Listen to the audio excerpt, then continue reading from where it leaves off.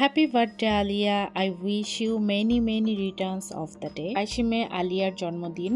এর আগের দিন রাতের বেলায় আমরা ওকে উইশ করার জন্য ওদের বাসায় চলে যাই। আলিয়ার জন্য এটা একটা সারপ্রাইজ ছিল, কিন্তু ওদিন রাতে বাসায় আসার পর আমাদের জন্য একটা দুঃসংবাদ এসেছে, যার কারণে আমি আর ব্লগটা আপলোড করিনি। আলিয়া দেখতে দেখতে অনেক বড় হয়ে যাচ্ছে। ওকে দেখে বড় মনে হলে কি হবে, ওর বয়স কিন্তু মাত্র 11 বছর। আমি যখন এই বাসায় বউ হয়ে আসলাম দেখেছি আলিয়া কত ছোট একটা বাবু, আমাকে কত কেয়ার করে। এখন আলিয়া এত বড় হয়ে গিয়েছে। এই পৃথিবীতে আমাকে যারা মন থেকে ভালোবাসে তার মধ্যে আলিয়াও একজন। ও আমাকে খুবই পছন্দ করে আর আমিও ওকে খুব পছন্দ করি। তখন আম্মু বাসায় ছিল, কারণ আমার ফাইনাল এক্সাম চলছিল। আম্মুকেও নিয়ে এসেছিলাম, আর আম্মু যাবার আগের দিনের ব্লগ এটা। আমার ননাস মানে আপু খুব ঝটপট করে আমাদের জন্য ডিনার রেডি করলো।